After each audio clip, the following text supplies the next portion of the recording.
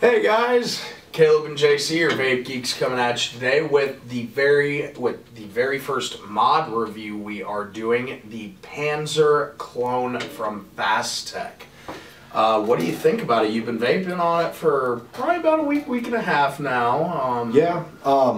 First thing, obviously, Fat shipping.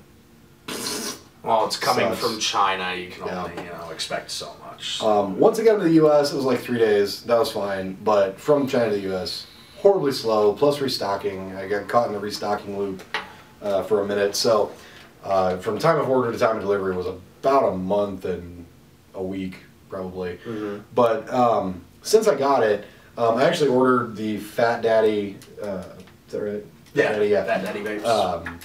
FatDaddyVapes.com magnetic switch upgrade. So that makes this not a stock cloned Panzer. But other than that, even with the brass contacts, which I was a little skeptical about, this thing hits like a train, and I love it. I have not tried an authentic Panzer, but I like to think that it would be on par. The mod that I was using most previous to this was the Nemesis clone. Also, that was actually an H-cigar. So silver contacts and things like that. And in my opinion, this absolutely outperforms it. There's some really awesome features about this device that I really do like. The threading, things like that. But we're going to talk a lot more about it as soon as we get into uppy closey mode. So let's cut to that. Alright guys, so this is the Panzer clone from Fat. This is a one-to-one clone of the MCV Philippines Panzer, which MCV is Masterpiece Custom Vapes, and they do great work over there. They really do. So let me take the atomizer off this guy real quick. Is that a floating pin on there? Yes, it is a floating pin. However, and I'm going to talk about this, my pin, when it came in, was very hard to move, and I really didn't like it that much, and I didn't think it was floating. I actually went online to check and see. Apparently other people were having problems with it.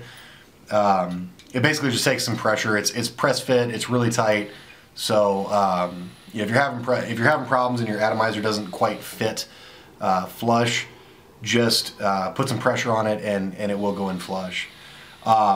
So as you guys can see, it pretty much looks dead on to the Panzer, or at least again, I've never handled a real Panzer, so the pictures that I've seen, which is nice if you're looking for that look. That's not really what I was going for, but it's got the same gas mask and serial number as the legit thing.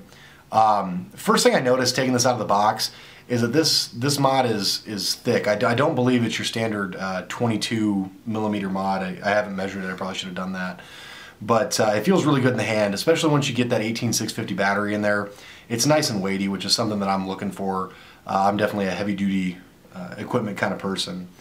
So really well designed. All the threads on this device are just buttery smooth. Pretty small threads for being a Chinese clone. Anyway, I was really surprised with that. I mean, one spin and your reverse threaded locking ring right there is locked for you.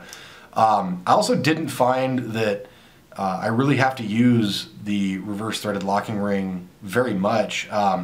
This button is flush enough that when you set it down, it doesn't fire. So it is nice to have that just in case you do want to lock it, or when you're building. When I'm building on it, I still do lock it, but pretty much the same button construction as the legitimate Panzer. You get your contact pin in there that moves, and I'm trying to show you guys the flushness of this thing. It is really flush and nice.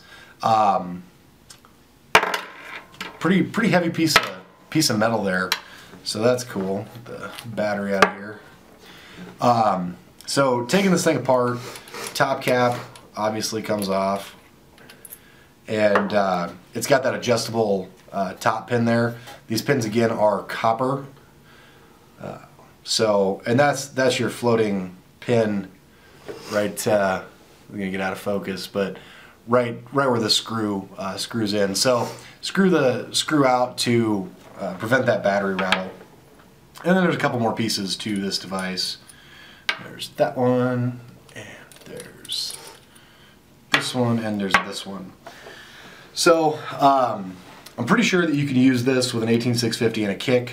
I'm 99% sure you can do that. I don't have a kick here to show you, but you can also use this in 18350 mode, which I really would never do. I'm looking for more milliamp hours and battery protection than that.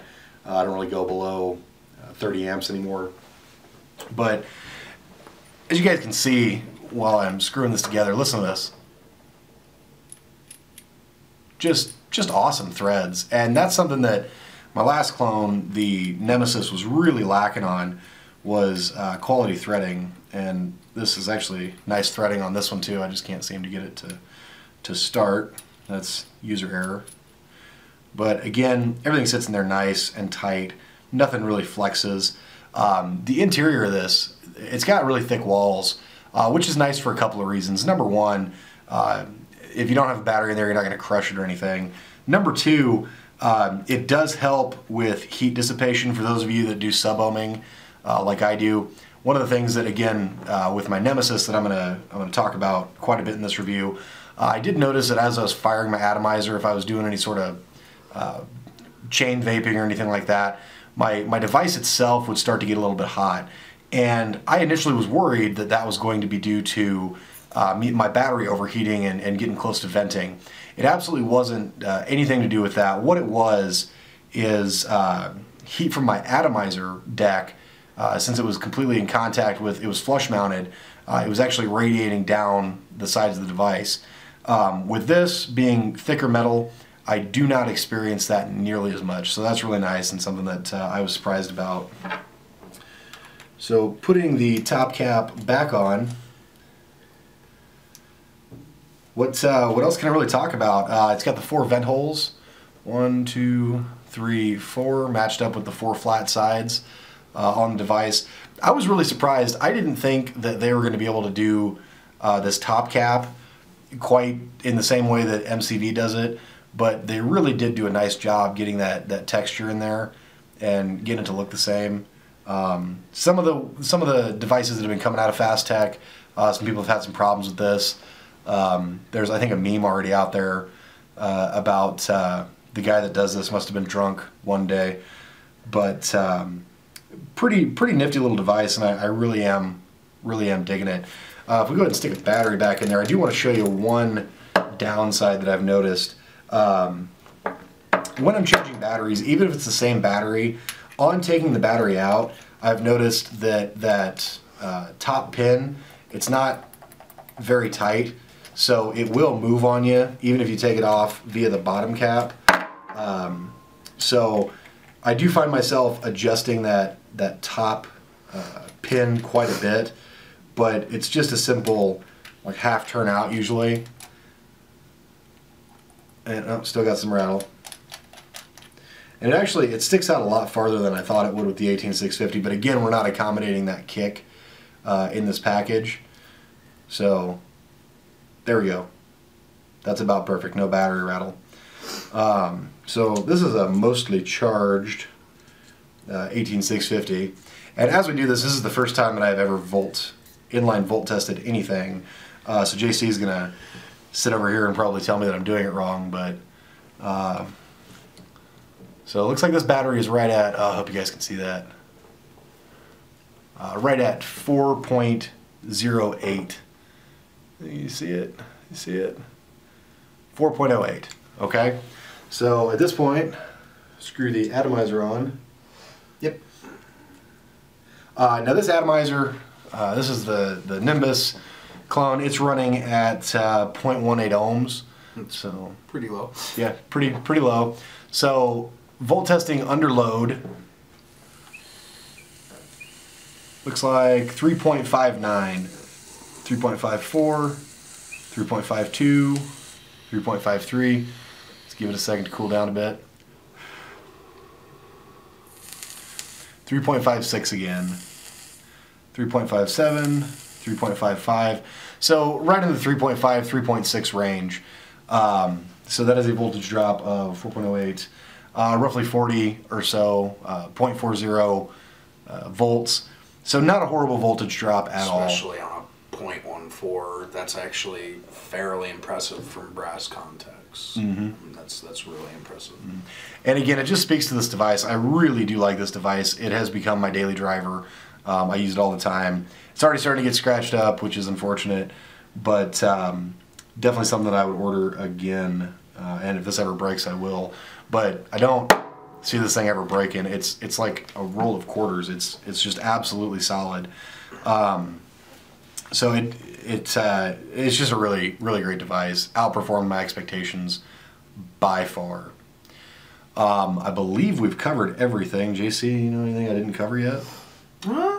Not that I can think of. You did a pretty good job. All right. Well, let us get out of uppy-closey mode then. We'll go back to the original format and we'll talk to you just a little bit more about the Panzer clone from Fastech. Alright guys, that was up close with the Fastech Panzer clone. Pretty solid looking piece. I dig the look of it, man. Yeah. And I believe it's a 1-for-1. I'm not 100% sure. Can't confirm that. It's listed as a 1-to-1. Yeah, it's listed as a 1-to-1. Yeah. From the photos that I've seen of the authentic, it looks just like it, and it performs just like it too, from what you've been telling me. Yeah, again, guys, this has been my daily driver. I love this device. So for 30 bucks, $31.75, I think is what I paid for it. And you can also source these in the U.S. now. I ordered it pretty quick after it came out, but if you can source this in the U.S., you're comfortable with clones and all that, definitely recommend picking this up. Yep, definitely. And you know, a thing about clones is having the authentic thing is cool. When I first got my private V2, I started with the clone, and I liked it so much I did end up getting the authentic one. But the way I feel about it is the average person shouldn't have to pay insane, you know, really high prices to get a good vape. When I look at my monthly bills, my cell phone bill and my mortgage and my electrical bill and my utilities in general, and then I look at buying a tube that holds a battery for $300, I can't justify it. So when China comes out with something that looks the same and operates the same, and really for me it's not, oh look guys, I have a Panzer. It's not about that. The Panzer has a impeccable record for performing well. I do like the weight of it and the feel in hand, like I talked about in the uppy closey.